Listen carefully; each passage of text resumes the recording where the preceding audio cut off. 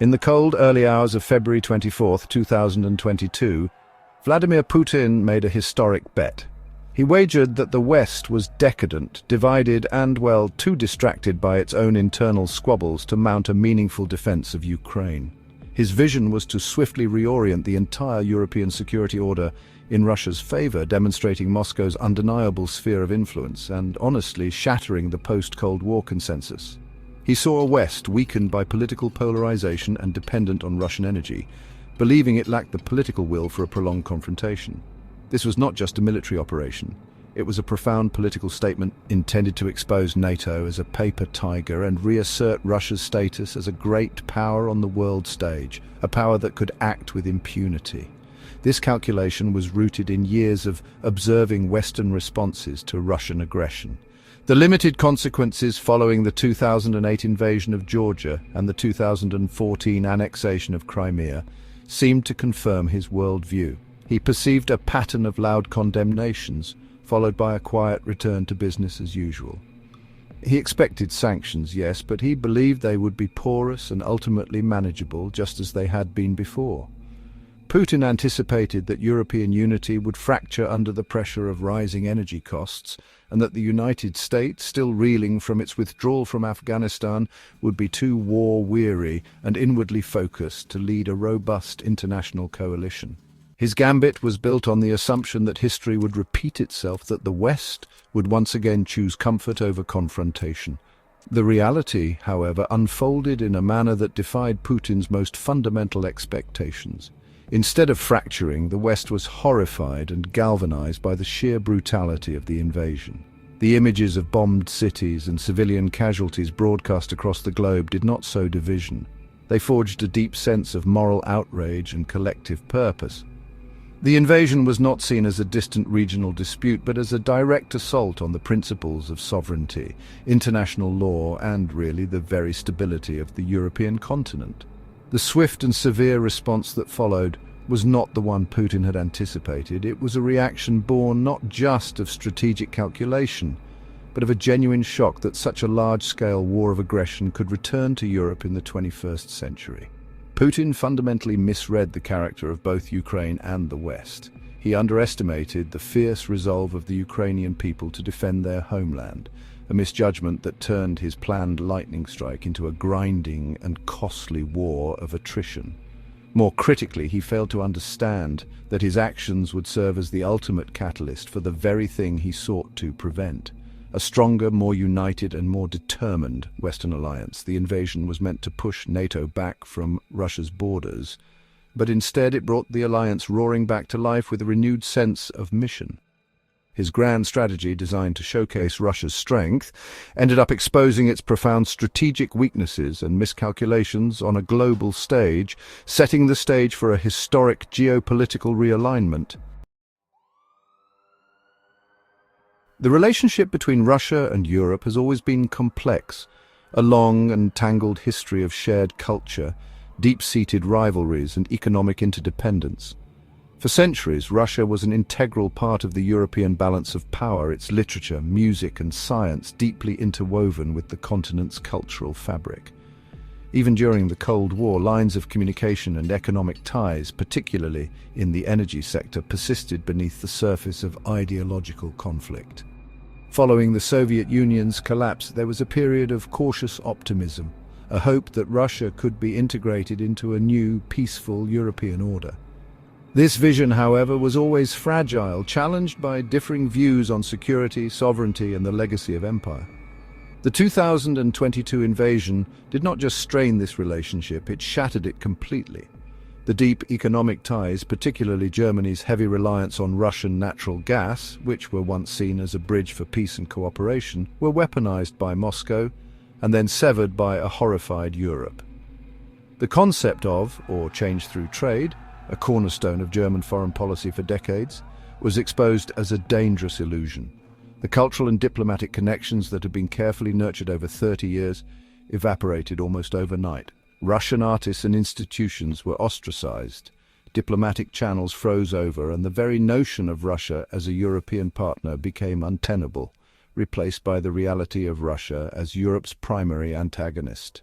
This break is arguably the most severe rupture between Russia and the West in modern history, potentially more profound than the divisions of the Cold War. During that earlier era, there were established rules of engagement and a mutual, if grudging, understanding of each other's red lines. Today, that framework is gone. Russia's actions have been perceived not as a geopolitical maneuver within an existing system, but as an attempt to destroy the system itself.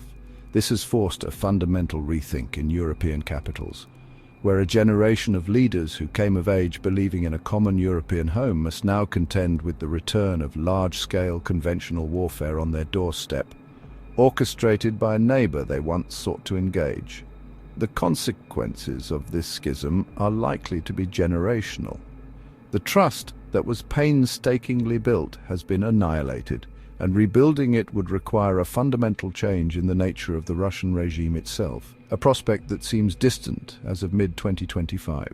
Europe is now actively reconfiguring its economies, supply chains, and security doctrines to exist without Russia and in direct opposition to it.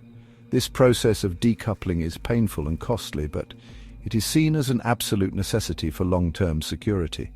The historical vision of a continent whole and free from Lisbon to Vladivostok now lies in ruins, a casualty of Putin's imperial ambitions and his complete rejection of the post-Cold War settlement. Contrary to Vladimir Putin's expectations of a fragmented and hesitant response, the West reacted to the invasion of Ukraine with surprising speed, unity, and resolve. Within days, the United States and the European Union, along with allies like the United Kingdom, Canada, and Japan, coordinated and unleashed an unprecedented barrage of economic sanctions. These measures targeted Russia's central bank, major financial institutions, key industries, and the personal wealth of oligarchs and officials close to the Kremlin. The goal was clear: to cripple Russia's ability to finance its war machine and impose a devastating cost for its aggression. This economic solidarity was a powerful initial signal that business as usual was over. Beyond sanctions, the West mobilized a massive campaign of support for Ukraine. This involved not only humanitarian aid, but, crucially, a steady and escalating supply of advanced military hardware. What began with anti-tank missiles and drones soon expanded to include long-range artillery, advanced air defense systems, and tanks, capabilities that were once considered too escalatory to provide. Individual nations stepped up in historic ways. Germany, in a policy shift known as the Or Turning Point, abandoned its long-standing post-Second World War reluctance to send weapons into conflict zones and committed to a massive increase in its own defense spending. This policy reversal by Europe's economic powerhouse was a seismic event, signaling a deep and permanent shift in the continent's security posture. The unity was not merely governmental, it was societal. Across Europe and North America, public sentiment solidified firmly behind Ukraine. Citizens organized donation drives, welcomed millions of Ukrainian refugees into their homes and communities, and draped their cities in the blue and yellow of the Ukrainian flag. This groundswell of popular support created a political environment where leaders were not only enabled but pressured to take a hard line against Moscow. The moral clarity of the conflict, a clear case of an aggressor attacking a sovereign neighbor, overcame the political divisions that Putin had hoped to exploit. The shared values of democracy and self-determination proved to be a far more powerful unifying force than he had ever imagined. This unified front, while facing internal strains and debates over the long haul, has largely held firm into 2025. The collective effort to isolate Russia diplomatically has been relentless, with Moscow suspended or expelled from numerous international bodies. The West's response transformed the conflict from a localized war into a global contest of principles. It became a clear demonstration that aggression would not be tolerated and that the international community, when faced with a blatant violation of its core tenets, could still act with collective purpose. The awakening of the West was a direct consequence of Putin's overreach, a powerful counterreaction that he failed to foresee and that has fundamentally reshaped the geopolitical landscape. One of the most profound and honestly rather ironic consequences of Putin's invasion has been the revitalization of the very institution he sought to weaken, the North Atlantic Treaty Organization.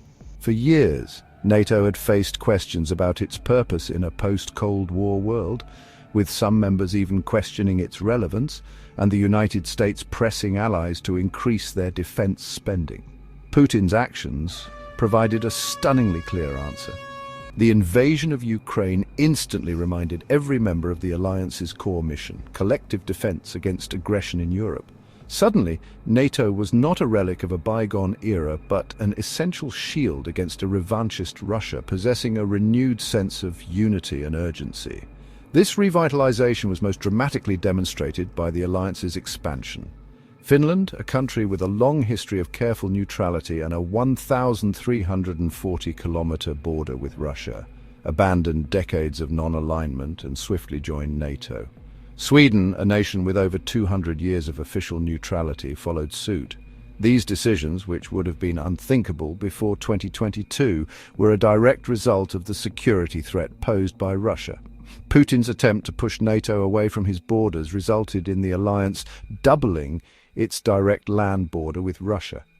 This strategic own goal fundamentally altered the security calculus in the Baltic Sea and Northern Europe, placing Russia in a far more precarious military position than before the war. In response to the new reality, NATO has undertaken its most significant military reinforcement in a generation. The alliance has dramatically increased its troop presence in Eastern Europe, transforming its tripwire forces in the Baltic states and Poland into robust, combat-ready brigades capable of defending against an attack from day one. Member states across the continent have dramatically increased their defense budgets.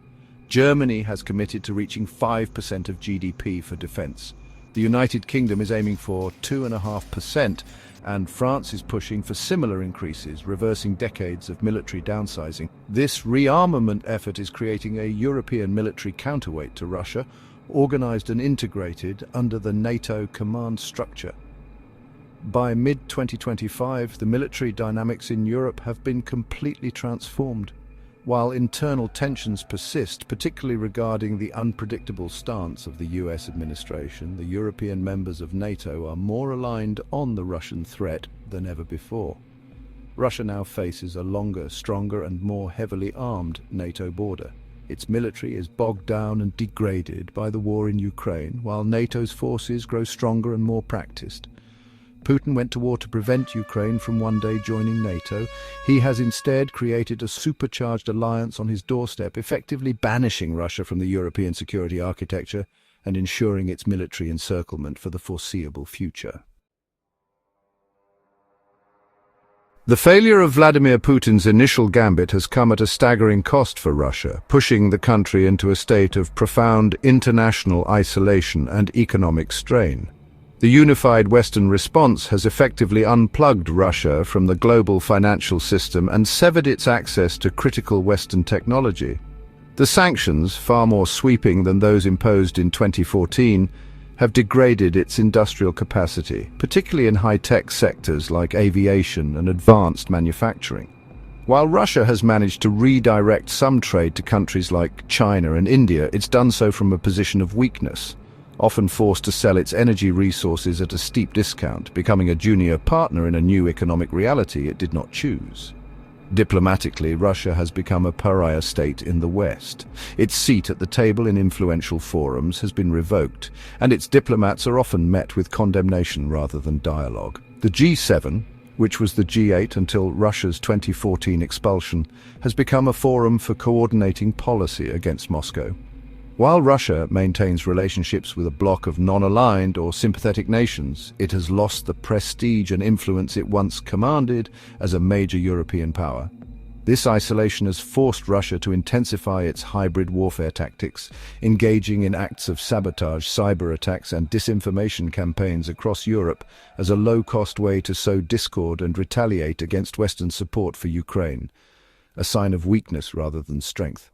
Internally, the war has forced a dramatic transformation of Russian society.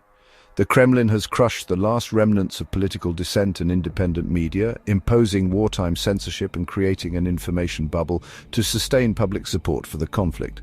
The war effort has necessitated a partial mobilization and a shift to a war economy, reorienting the nation's resources toward military production at the expense of civilian needs. and long-term development. This has created a brittle and highly centralized system, dependent on Putin's leadership and the continued suppression of any opposition. While the regime appears stable on the surface, it has sacrificed future prosperity and societal dynamism for short-term military objectives. The repercussions of this self-inflicted isolation are deep and will be long-lasting. Russia has alienated its most advanced and prosperous neighbors, trading its historical ties to Europe for a greater dependency on China. It has squandered decades of post-Soviet economic and social progress, mortgaging its future to pursue a neo-imperial fantasy. The brain drain of skilled professionals fleeing the country has accelerated, further hollowing out its potential for innovation and growth. Putin may have secured his grip on power for now, but he has done so by steering his country down a path toward demographic decline, technological stagnation, and strategic irrelevance outside of its role as a disruptive force. Looking toward the future from the vantage point of mid-2025, Russia's path forward appears constrained and fraught with difficulty. The country is locked into a long-term confrontation with a unified and rearming West, a contest for which it is economically and technologically ill-equipped. Its foreign policy will likely be defined by a posture of permanent antagonism toward Europe and the United States. This will involve a continued reliance on asymmetric tactics, cyber warfare, disinformation, political interference, and physical sabotage to project power and destabilize its adversaries. Diplomacy in any meaningful sense seems off the table for the foreseeable future, replaced by a cycle of threats and military posturing along the fortified NATO border. The security implications for Russia are dire. The country's conventional military has been severely attrited by the war in Ukraine, and rebuilding it will take years, if not decades, especially without access to Western components. In the meantime, it faces a larger, more capable and more integrated NATO. This strategic imbalance may lead Moscow to rely more heavily on its nuclear arsenal as the ultimate guarantor of its security, potentially lowering the threshold for nuclear threats in future crises. The expansion of its Leningrad military district is a signal of its intent to challenge NATO in the north, but these ambitions are severely hampered by the immense resources being consumed by the ongoing war. Russia's long-term diplomatic and economic future is now intrinsically tied to nations outside the Western orbit. Its so-called pivot to the east will deepen its dependency on China, a relationship in which Moscow is increasingly the subordinate partner. While this provides an economic lifeline, it comes at the cost of strategic autonomy. Russia will be forced to compete with other nations for influence in the global south, using levers like grain, energy and mercenary forces to maintain a semblance of global reach. However, its diminished economic stature and tarnished reputation will make it a less attractive partner than it once was, limiting its ability to build durable and meaningful alliances. Ultimately, Russia faces a long road in the shadows of its own making. Even if the conflict in Ukraine were to end tomorrow, the damage to its international standing, its economy, and its relationship with Europe will take generations to repair, if it can be repaired at all. The country is set on a trajectory of relative decline, defined by isolation from the world's most advanced economies and a permanent state of hostility with its neighbors. The future security posture will be defensive and reactive, its foreign policy choices limited. Vladimir Putin's gamble to restore Russia's imperial glory has instead guaranteed its estrangement, leaving it a lonely and resentful power on the periphery of a continent it once sought to dominate. Please like and subscribe to keep truth alive.